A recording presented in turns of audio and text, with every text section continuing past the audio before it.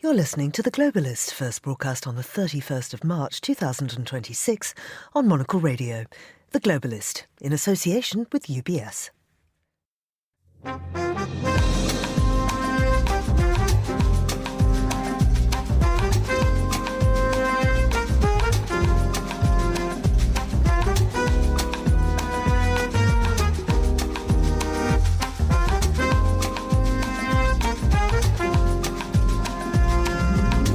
Hello, this is The Globalist, broadcasting to you live from Midori House in London. I'm Georgina Godwin. On the show ahead, Syria's president's been in Berlin, seeking funds for reconstruction and discussing the return of refugees. But is it safe to go back? Then President Emmanuel Macron's in Tokyo ahead of the G7 summit to discuss the most important issues facing both France and Japan. We'll hear exactly what's on the agenda. We'll go through the front pages and then... Though there were opposition parties, there was a kind of leadership crisis. So Magyar felt this leadership crisis and he said, come with me and I will break the rule of Orbán. We'll have the latest from Hungary prior to the elections, plus we'll take you inside one of Madrid's latest hospitality offerings, Club Metropolitan. And finally, a roundup of design news and a focus on the Schiaparelli exhibition at the V&A. That's all ahead here on The Globalist, live from London.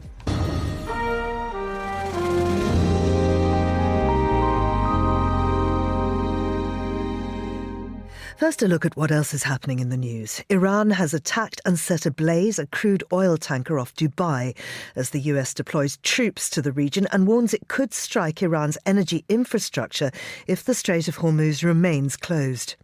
South Korea has announced a $17.3 billion emergency budget to shield its economy from rising energy costs linked to the Middle East conflict. And the chief executive of Air Canada will step down later this year after a backlash over delivering a condolence message in English only following a fatal crash involving two pilots. Do stay tuned to Monocle Radio throughout the day for more on those stories. Now, Syria's interim president, Ahmed al-Sharaa, was in Berlin yesterday for talks with Germany's leadership, focusing on reconstruction, investment and the possible return of Syrian refugees, as protests for and against him took place across the city. Well, I'm joined now by Bertu Özçelik, a senior research fellow at Middle East security at RUSI, and Majid Al-Bouni, a Syrian advocate for refugee rights and civil society expert in Berlin. Welcome to you both. We appreciate your time. Bertu, what came out of the meetings yesterday? Has there been any kind of public announcement?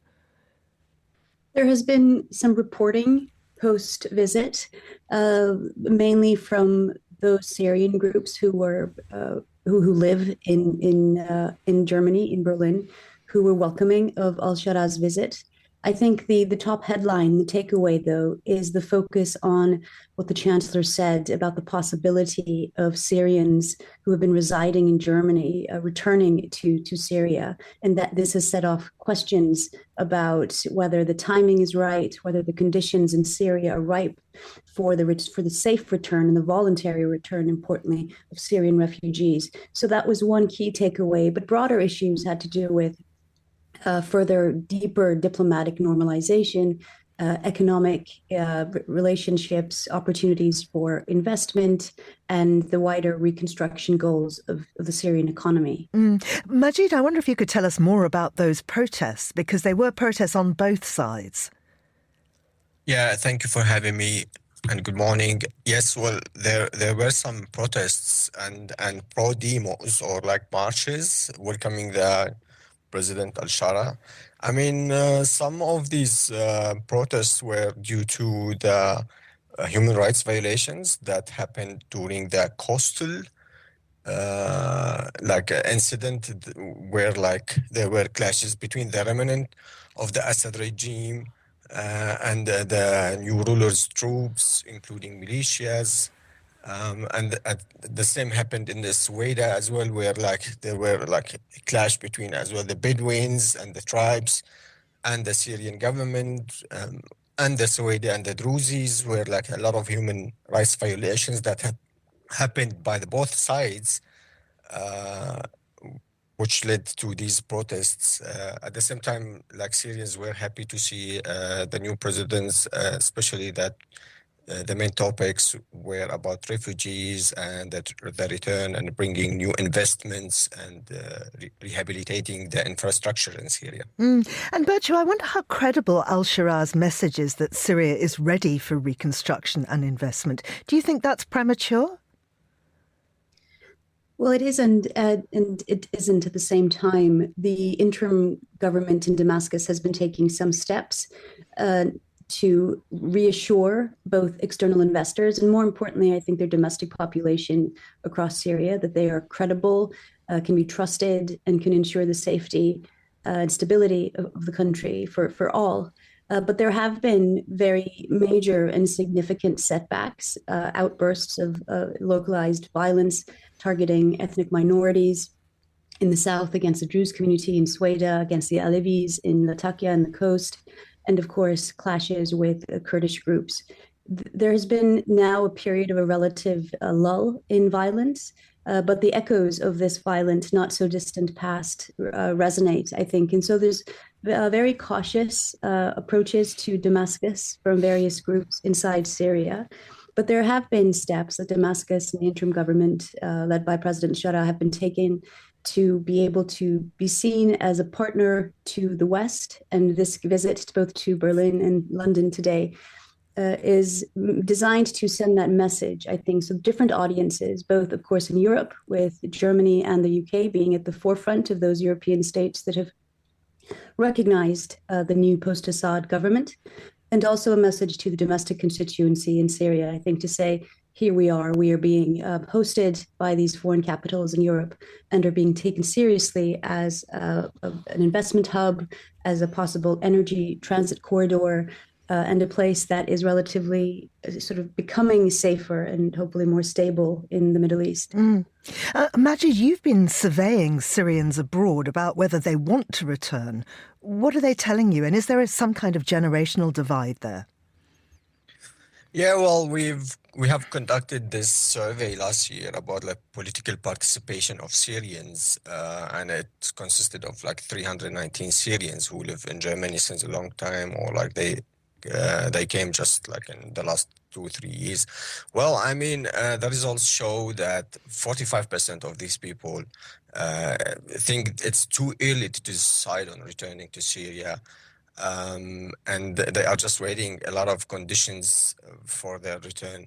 For example, like 12.4% of the people are willing to return permanently, but only if a political stability is achieved, economic conditions are improved, and basically living conditions are secured. And roughly 17% have decided to return regardless of timing, which shows like there are a lot of issues that need to be solved, especially like the matter of safety and security, which still defined by some Western countries are like the stop of bombing and the stop of war or clashes or conflict. But the reality is that safety as well include infrastructure, good infrastructure, schools, healthcare, and many other situations, as we can see in the region as well. And Birchu, when we consider the return of Syrian refugees, where does this sit within Germany's wider immigration policy?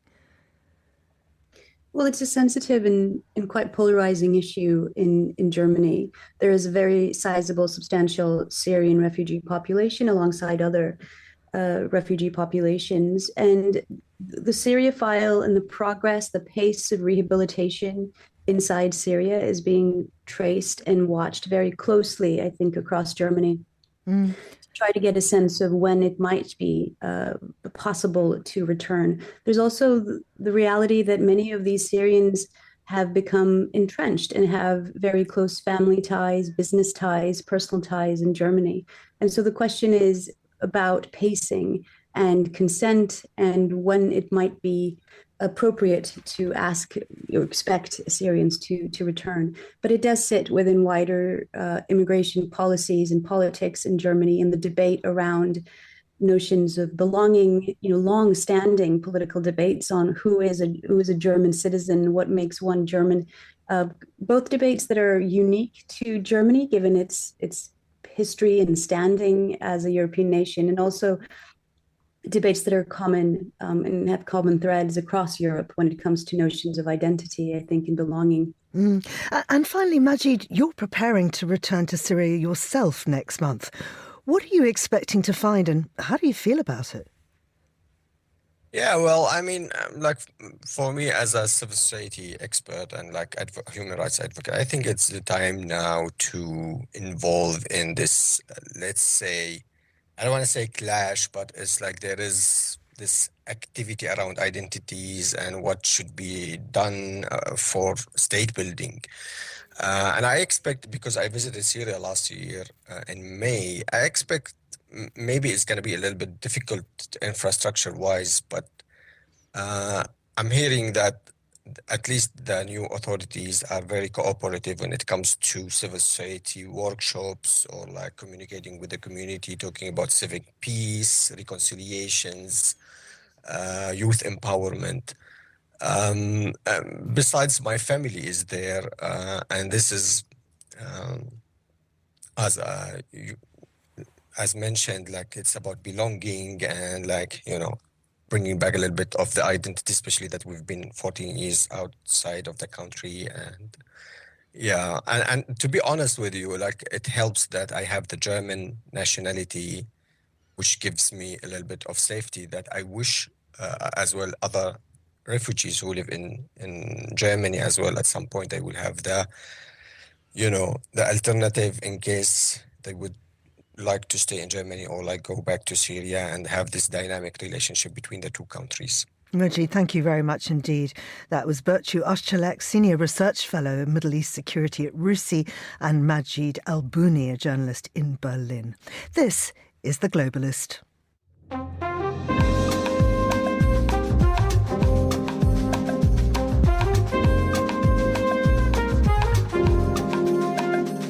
It is 15:12 in Tokyo, 7:12 here in London. French President Emmanuel Macron has arrived in Japan, beginning a 4-day trip that also includes South Korea. As US-China tensions grow, France is looking to strengthen ties with both countries, with defence and supply chains high on the agenda ahead of the G7 summit. Well, I'm joined now by Regis Arnaud, who is editor-in-chief of France-Japan Eco and Japan correspondent for Le Figaro and Challengers. Regis, thanks for coming on the show. What does this visit mean in the current global situation? Good afternoon, or good morning, rather. As you said, it is a way to strengthen the links between, the so-called middle powers that are France, but also Japan and South Korea. Japan and France have a strong relationship with South Korea. It's a kind of dead angle of the French foreign policy. Emmanuel Macron has never set foot in South Korea, if I'm correct. So this is pretty important, of course, in the context of the current global chaos that is affecting those countries. And what do you think France is looking for from Japan and South Korea right now? So the presence of France in this part of the world, in Northeast Asia, is pretty, strong in terms of image, but not so strong in I should say, real terms. Of course, for Japan or for South Korea, the US and Anglo-Saxon world are much more important. So he's going to try to stress the importance of France for continental Europe and for the world. Where is France trying to position itself between the US and China? So there are several domains that I would say in a nutshell are sovereign. So it is space, it is defense, it is rare earth supply. Most of these new fields, especially defense, where France basically sells almost nothing to Japan, for example, a bit more in South Korea. But all these sovereign fields, France thinks they have a card to play. And why do you think strengthening ties with Asia is so important right now? Well, Japan and South Korea, of course, compared to China, are the stable, democratic, still very strong economic and industrial powers. So whatever the the chaos around them, especially around Japan. Japan stays as a kind of stable anchor. So to have a bigger or wider presence here and to multiply partnerships would be seen as something interesting and smart. So when you look back at the history between France and these countries, you as a Frenchman right there on the ground, what is the feeling towards France? So France has this image, of course, as I wrote in an article yesterday that France is a country where Japanese believe it's great to live, but not so great probably to work, or more or less, let's say, serious or less industrious than let's say, Germany. And the UK, of course, is a kind of extension of US in Europe. So it's also seen in a favorable light by Japan. France is more a kind of, I don't want to say rogue power, but it's an autonomous power that sometimes collides with the US. So Japanese may feel a bit uncomfortable with that. That being said, it's also a kind of, for Japanese, it's a kind of aspiration because France is autonomous, whereas Japan is not that much so. And finally, do you think that this visit will actually change anything?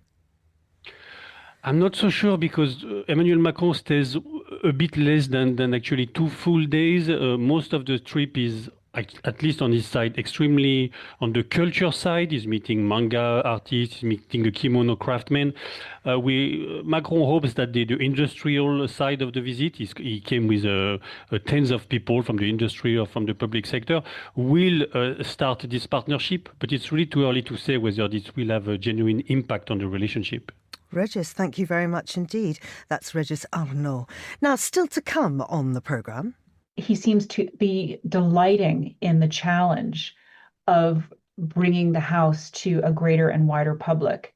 We'll get the details on the new Schiaparelli exhibition at London's V&A. This is The Globalist. Craft is a matter of perspective, a unique outlook, an obsessive attention to detail. With UBS's Chief Investment Office Houseview, we're focused on identifying the latest investment opportunities and market risks to help you achieve your financial goals, so you get the big picture broken down into thought-provoking insights. Delivered daily and curated by over 200 globally connected, locally active analysts. UBS. Banking is our craft.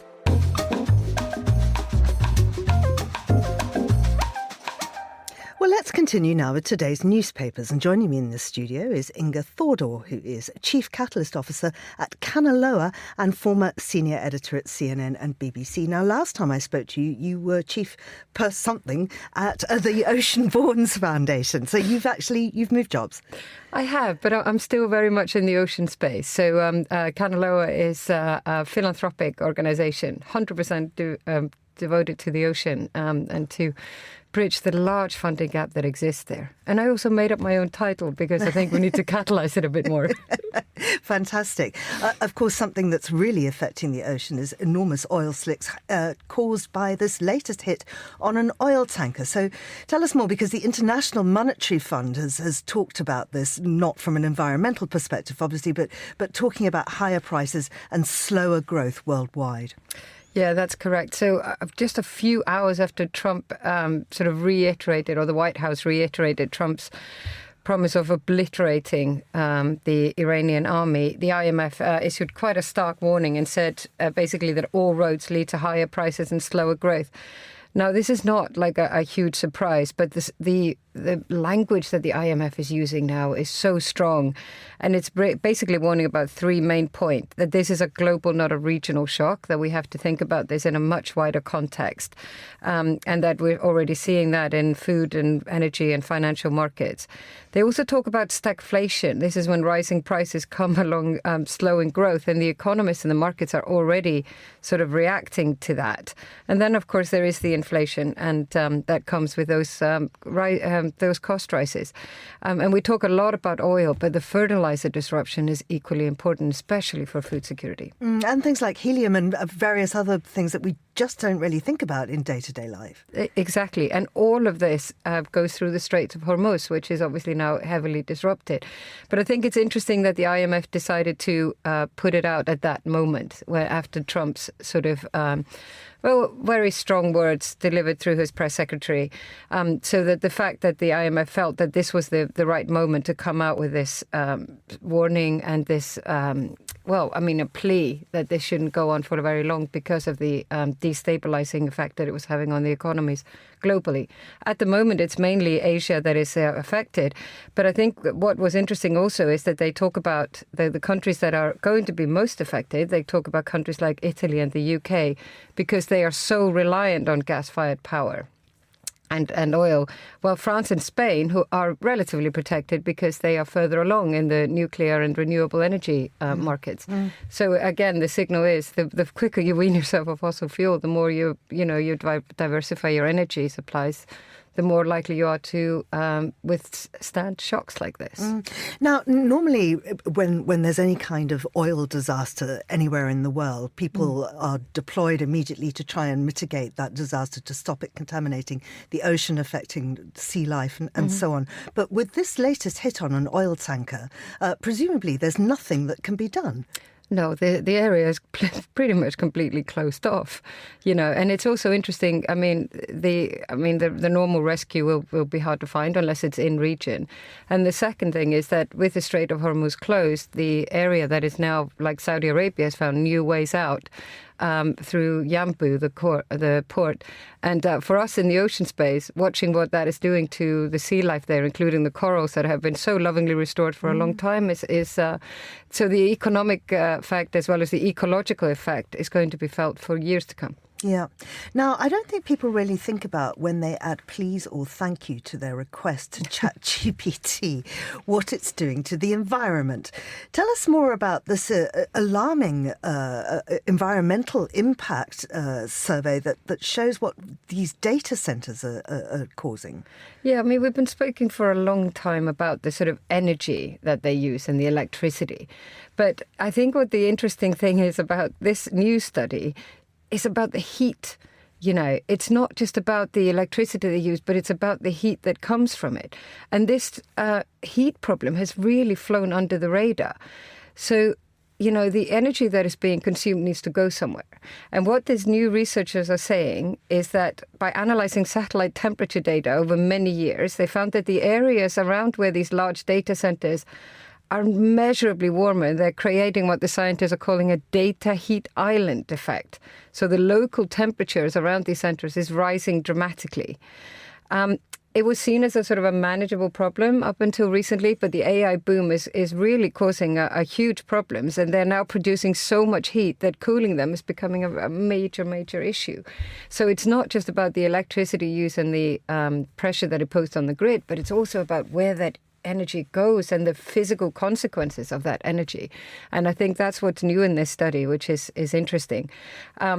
But there are some who are experimenting with solutions. I think we need to do that. So like you can reuse the waste heat to warm houses in the area, for example, or moving them to colder climates. And coming from Iceland, I'm seeing a lot of interest in my country, certainly around data centers. But that is really temporary solutions. And we really shouldn't be thinking or saying please to AI. Anything to reduce the energy and heat uses would help. And there are still big gaps in our understanding about the impact of data centers. Oh, absolutely. We keep, the AI boom is growing a lot faster than the energy grid, for example, can do, or any of the technological advances in delivering the AI need that we seem to have right now. So, yeah, we've still got a lot to learn. And it feels like we should be slowing down a little bit, but I doubt that will happen. Yeah. Right. Let's go to the moon.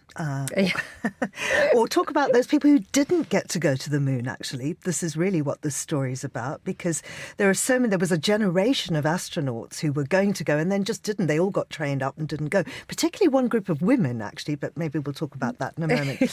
So tell us about these Apollo astronauts and how they feel about Artemis.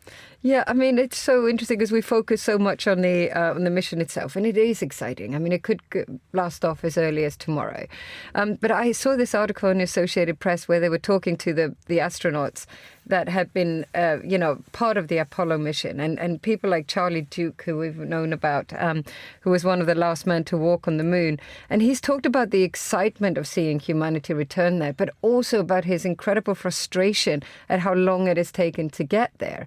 And, and then Rushdie Schweikart, for example, he also reflected on just how different this kind of mission is. Because, he talked when Artemis 2 leaves the Earth's orbit, and not many humans have done that, actually. We tend to forget that in all the space race that is happening now, that leaving Earth's orbit, there is no quick return. There is no immediate rescue. And so the Apollo astronauts have sort of talked a lot about the excitement they have for this journey, but also the dangers and what comes with it. But, I think what is sort of interesting with this one and what they talk about a lot, and maybe the sort of new generation also talks about, is that the Apollo missions were so important to, for this Artemis mission to become a reality. And what they seem to be most sort of excited about is that this is not just the proving ground. This is like going back into deep space, and not just for like a one-off walk on the moon, but actually to establish human presence on the moon. That's the sort of long-term goal of these Artemis, missions. So I think looking at the Apollo veterans, seeing how much the mission has changed, was really interesting. And then we will, of course, I'm sure, all watch the blast off when it happens. Yeah. And of course, there were the Mercury 13, and those were women who passed the NASA-style screening tests. But there was no program for women, so they couldn't go, which I find extraordinary. And in fact, there's an interview we have in our archives with Wally Funk. So she was the youngest of that group. She passed all the tests. She was really great. Never, ever actually got to go. Although I'm pleased to say that finally she did go to space on a Blue Origin flight in 2021 at 82 years old, which is Isn't that wonderful? And I believe there is one woman on the Artemis too, so we will there is at least some hope for some of them. Absolutely. Now, somebody else who has passed this incredible test of endurance. She's making an extraordinary comeback after ill health forced her off the stage. This is Celine Dion. Yes, Celine Dion. Well, her last concert was in 2020, and it was then cancelled because of COVID, and then because she was diagnosed with incurable condition, the stiff person syndrome. But now she's coming back for 10-day tour in Paris. And she talks about it being the best gift of her life. In her Instagram post, she really talked about what her battle with the syndrome and how she wasn't going to let it defeat her, and that she was more than ready to do this. And it's been really wonderful to see how Paris has really embraced this, by lighting up the ivory tower with her message saying she's ready. But I think that her resilience and her willingness to talk about her disease will hopefully help others. But more importantly, today is the first day you can put your interest down. But I'm pretty sure that those tickets will go fast. Absolutely. Celine Dion, her heart will go on. It surely will. Inga Thordor, who is Chief Catalyst Officer at Canny and former Senior Editor at CNN and the BBC. Thank you very much indeed. You're with The Globalist on Monocle Radio.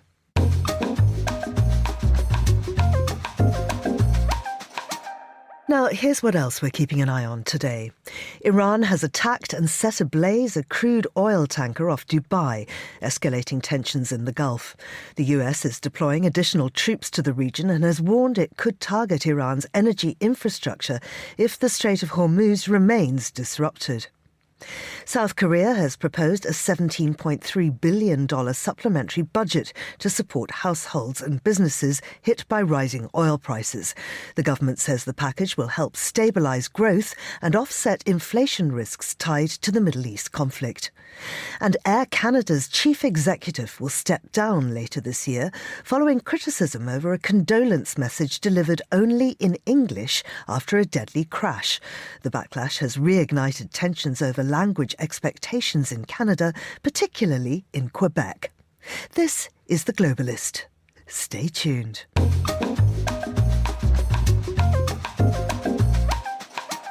As Hungary heads towards its crucial 12th of April elections, the country's veteran leader, Viktor Orbán, is facing the biggest challenge of his 16-year rule. Most projections give the edge to his opponent, Péter Magyar, despite Orbán's efforts to win back support, including a raft of financial schemes such as housing and heating subsidies and measures to support small businesses. There have also been allegations of voter manipulation and Russian interference, as well as the use of deep fakes and smear tactics aimed at discrediting Magyar, all so far to little effect.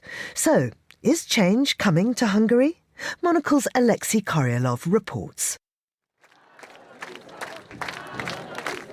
I first met Péter Magyar in May 2024 at a packed campaign rally in Western Hungary.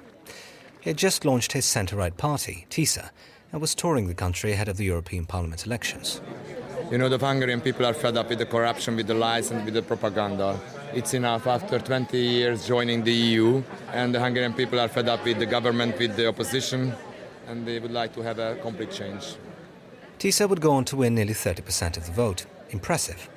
But everyone knew that was only a test for a much bigger prize, the leadership of the country. It's up to the people to decide what I am able to do, or our party is able to do it. It is not possible to do it worse than these 20 years with the socialist and with the conservative government, with Gyurcsány and Orbán. So it would be easy, I think. Since then, Magyar's popularity has only grown. In independent polls, TISA is now well ahead of Fidesz, the party of Hungary's long-time nationalist leader, Viktor Orbán. How did this happen? So the European election was a very important moment in the career of Péter Magyar, because it was a very fortunate moment. It was just a couple of months after he appeared on the Hungarian political scene, and he made an incredible success, almost 30%, and that gave a big boost for his movement. Zsuzsanna Szeleny is the author of Tainted Democracy, Viktor Orbán and the Subversion of Hungary. Like Magyar, she is a former Fidesz insider, though she left much earlier, in the mid-1990s, as the party moved away from its initial liberal platform.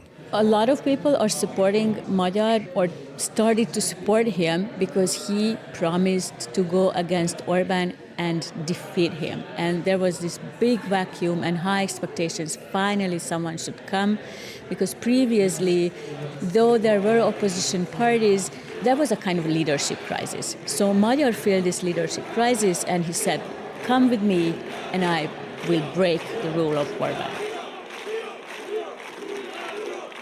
Tisztelt ünneplők! Legyen béke, szabadság és egyetértés. Így kezdődik. Orbán has framed the April ballot as a choice between chaos and stability, and between war and peace, claiming Magyar would be subservient to Brussels and drag Hungary into the war in neighbouring Ukraine, something he denies. So what is this election about? Zsuzsanna Szeleny. Create some just vis-a-vis corruption. I think this corruption is a big issue now. Make order on economy. This is directly related to Orbán's economic policy. They were not good governors. It's a country of crisis, because Orbán never really wanted to govern. He wanted to make politics. There is this obviously big sentiment in Hungary for change. Many European leaders would be glad to see the back of Orbán too. If you imagine a Christmas dinner where 27 people need to decide about dinner, that's the complexity of the EU Council multiplied in reality. Botond Feledi is a Brussels-based Hungarian political analyst. But without him, just for the sake of business continuity on EU level, for many, not only for classical Orbán antagonists, it would be easier to drive EU life further. There's a reason Orbán has been so successful for so long, Feledi says. So Orbán's domestic political communication success would be unimaginable without the Hungarian language element. More than half of the Hungarian population doesn't really speak any foreign language. And while Slovaks can read the Czech news, and the Austrians can read German and Swiss news, and you can go on and on, in Hungary, especially with their voter group, that is the poorest layer of society, they are deprived of any further information. Therefore, Orbán is rather free to construct narratives and currently fears of his own choice. And with the efficiency of social media and with the complete acquisition of the countryside media by Fidesz cronies, that means they have a monopoly of ideas of maybe 1/5, 1/3 of the Hungarian population. and then it's free choice if it's Ukraine, George Soros, or Ursula von der Leyen, all together being the evil. And they are successfully blamed for all the economic mischief in the country. That's why it's hard to say whether Orbán is truly on the way out, though after 16 years in power, there's a sense that many Hungarians have simply grown tired of him. But will this translate into change at the ballot box? For Monocle Radio, I'm Alexei Korolev. Alexei, thank you. You're with The Globalist on Monocle Radio.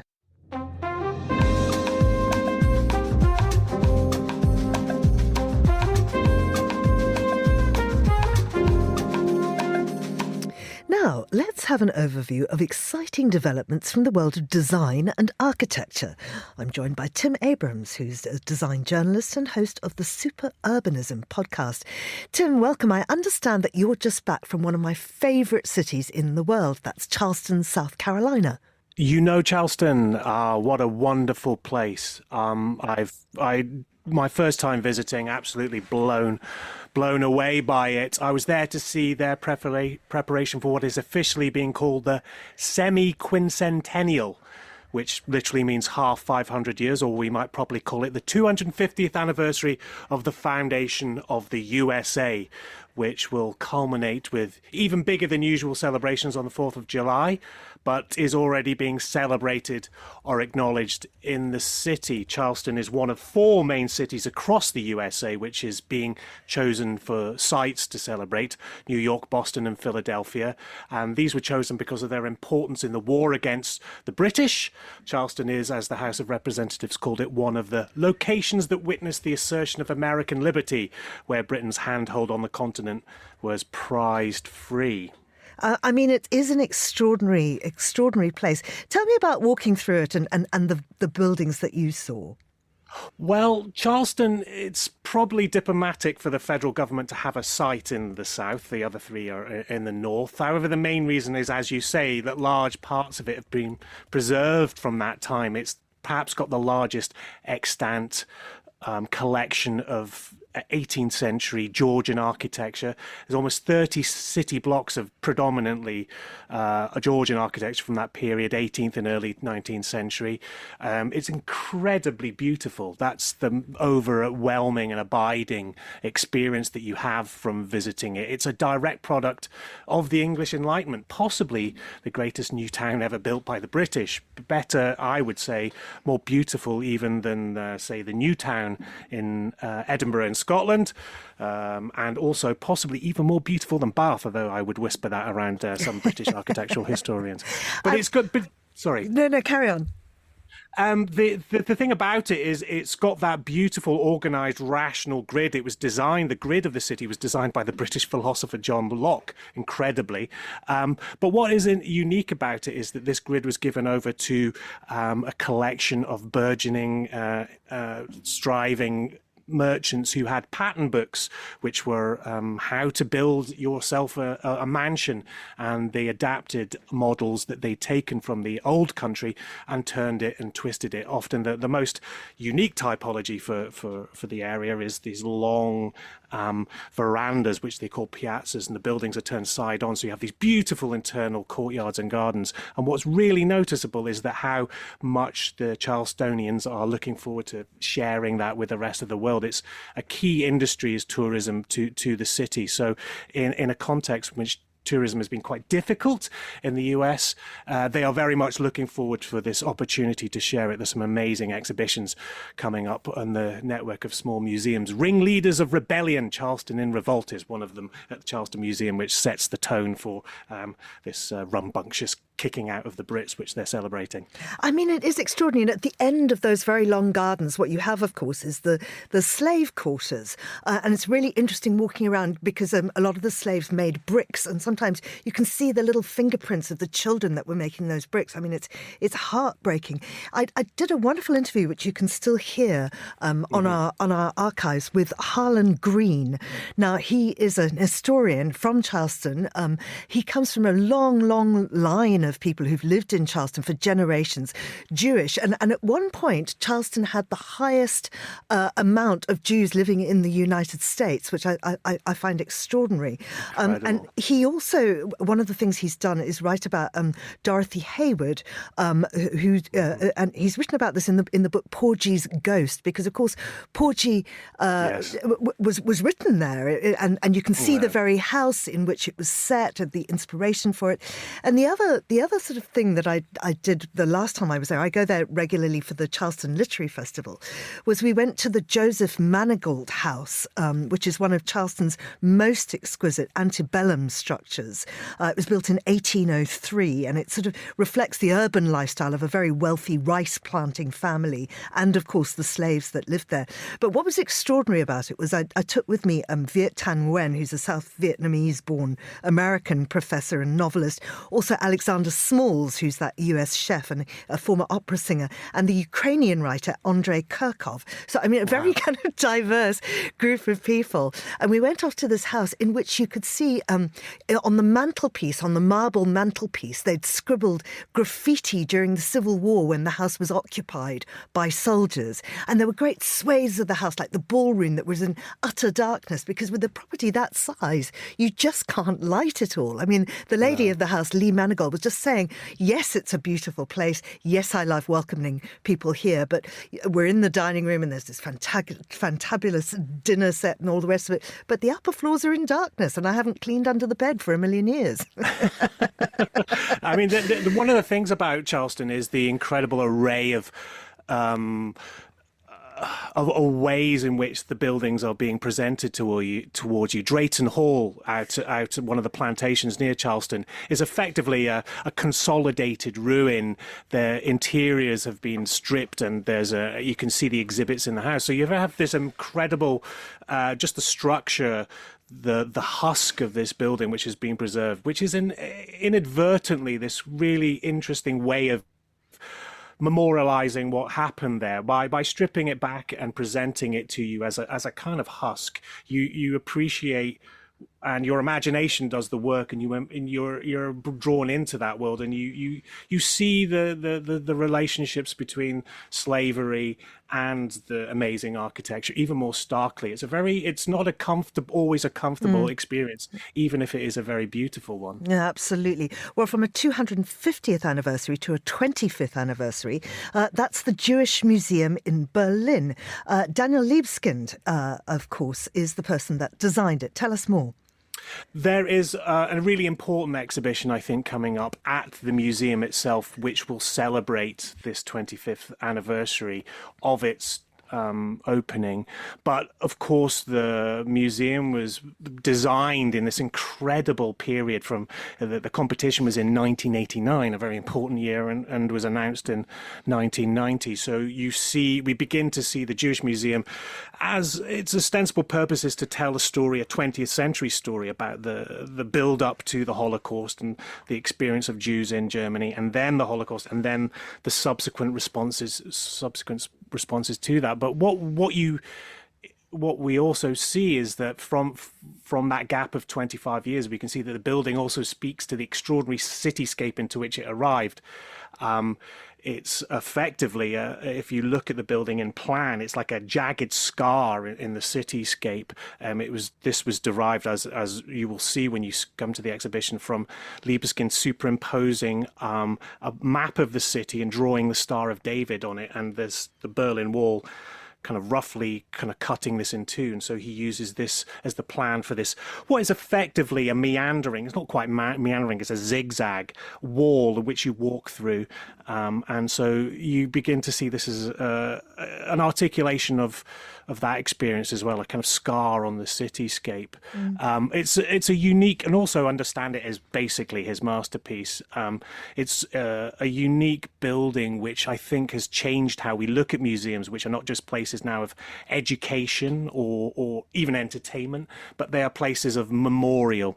And his work going on to doing the master plan of the September the 11th site in New York would not be the same without this early experience. And the exhibition has got some incredible models and drawings and other material in it. And I think it's going to be the must-see architecture show of the summer. Now, speaking of places of learning, you are fortunate enough to be based in the city of dreaming spires. Tell us more about Oxford. Oxford is a wonderful place, not necessarily the best place to be for contemporary architecture. Since 1971, when the Flory Centre opened, designed by James Stirling, which was an absolute disaster, it ended up with this university suing Stirling. Stirling never worked in the UK for another 15 years and had to go and seek his fortune abroad, predominantly in Germany. And since that time, there's been a kind of pushback on contemporary architecture in the city. And Neil McLaughlin, who has been awarded the RIBA Gold Medal, effectively the highest award that can be bestowed by the profession on its own members in the UK, he has perhaps single-handedly, I would say, reintroduced the idea of contemporary architecture to Oxford. There's 4 of his buildings which are, I would say, his best.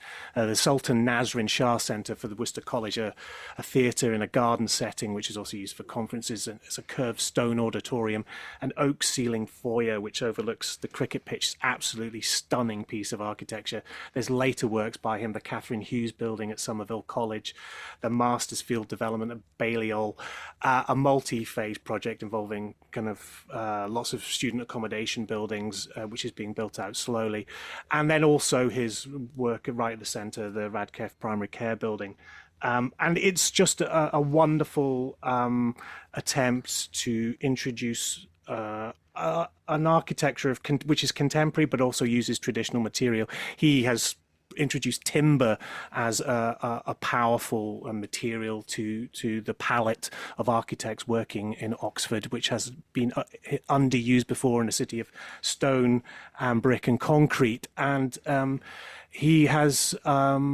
taken contemporary architecture and reworked it and given Oxford an opportunity to really experience the best of it. And I think that the gold medal is an accolade that I personally see as being given to his work in Oxford.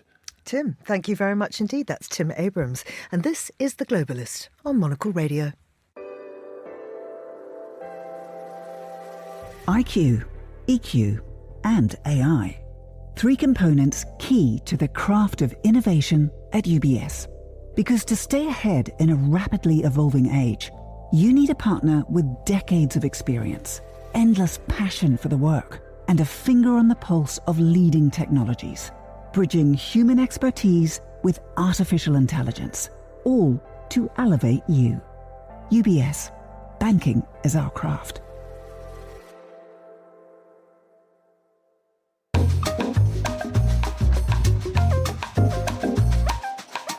Now, one of Madrid's most recognisable buildings has been brought back to life after years of standing empty. The century-old Metropolis building has just been opened as Club Metropolis, a vast hospitality project bringing together restaurants, a private members club and a boutique hotel. It's a clear sign of Madrid's current boom and a test of how historic landmarks can be made to work again.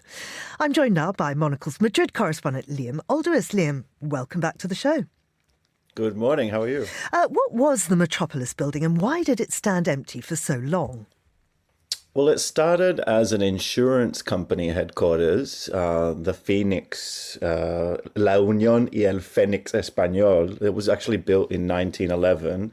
And it's been a range of things since then. It's been obviously an insurance headquarters, it's been a bank, offices, but it was basically empty for over a decade. There was a few people who had their privileged office there.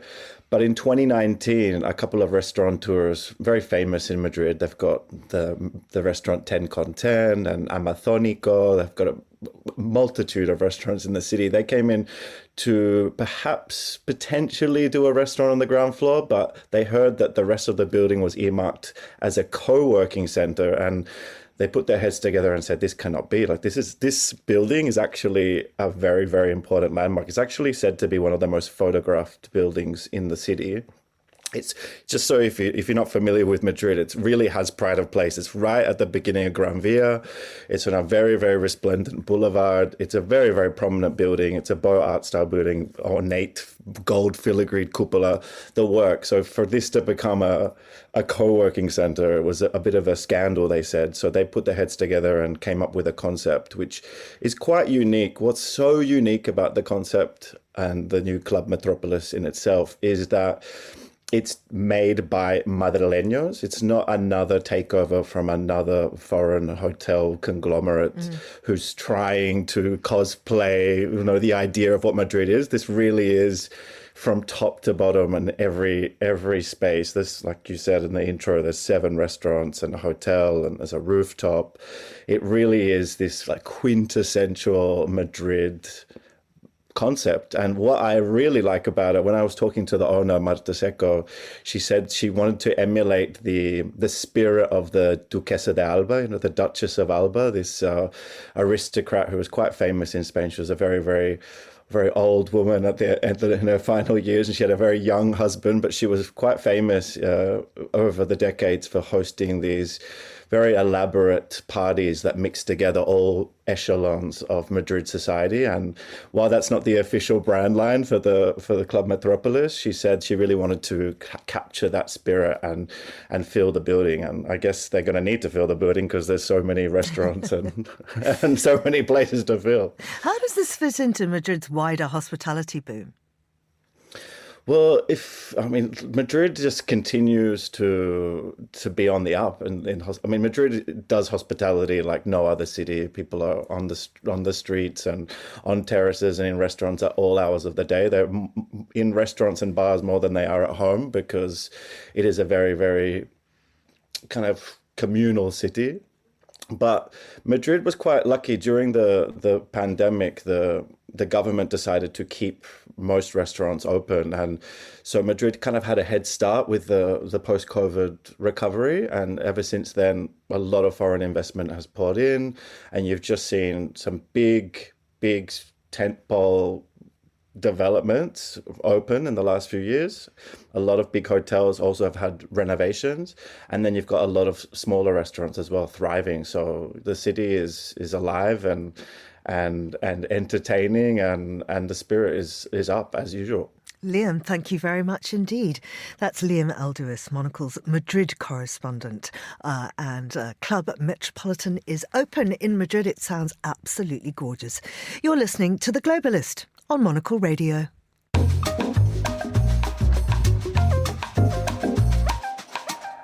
We're now off to the Victoria and Albert Museum in London, which has just opened the doors to its latest fashion exhibition, Schiaparelli, Fashion Becomes Art, the first UK exhibition on Elsa Schiaparelli, tracing the designer's early career in the 1920s, her flair for surrealism and her close ties to surrealist artists like Salvador Dali.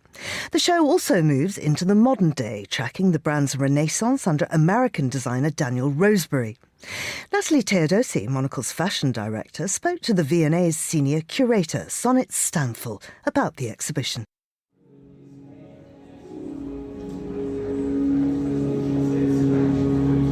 When I first spoke about the possibility of doing this exhibition, it was around 7 years ago when our director of exhibitions, Daniel Slater, started at the museum. And we could not have known then how successful the brand would become. So it seems very fortuitous that they've had such a fantastic response and such a rapid rise.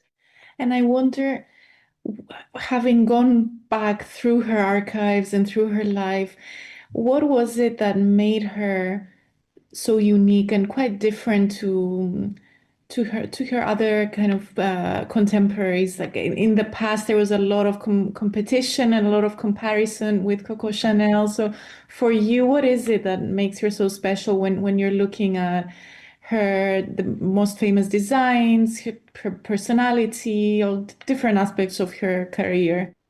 I think that if we start with maybe her kind of personal history, I think it's interesting that as an Italian-born creative, she arrives in Paris with no formal fashion training.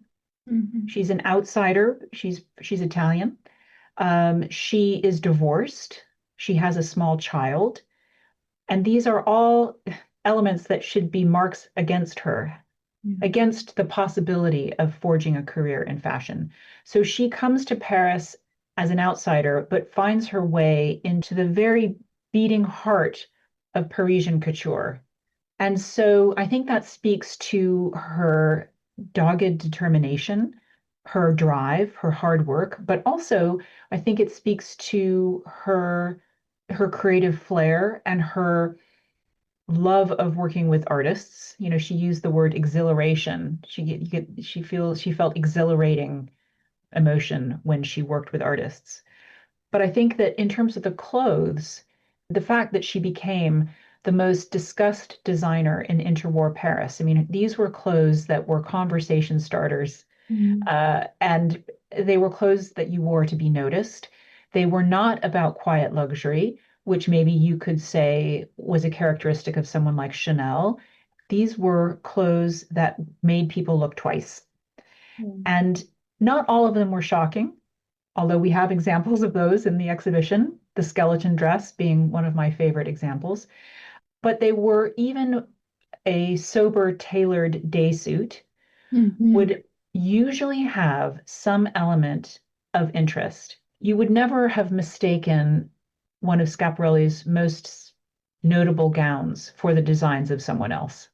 So interesting. And you've mentioned Daniel's more recent success as well, and he shares a lot of these traits. So tell me, why do you think he managed, after so many years where Schiaparelli was dormant, like you said earlier, it didn't expand and grow to become a huge billion-dollar business like some of the other houses. So why do you think the last few years Daniel has managed to reawaken the house and make it such a big success? It's still smaller and it feels quite special and niche, but it's globally known by now.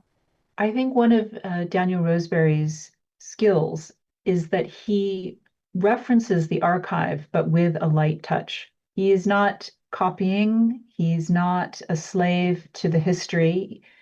And that has allowed him to have a certain amount of creative freedom. And he brings his own codes, his own design sensibility to his role. And I think that in a way, that's something that he shares with Elsa and with the history that she experienced in Paris, is that they're both outsiders. You know, he comes from Plano, Texas. He's American. He cut his teeth with 10 years at Thom Browne, such a successful American, originally menswear firm. And now he is at the beating heart of French haute couture. And so perhaps that outsider sensibility is also key to his success. And I have had the privilege of attending several of the couture presentations, including the most recent January show, where it was just a kind of riot of color and splendor and couture craftsmanship, you know, kind of virtuoso techniques. And, you know, I think he seems to be delighting in the challenge of bringing the house to a greater and wider public. And as I said, we could never have predicted 7 years ago that the house would be where it is now. But it just seems like a wonderful serendipity that that's the case.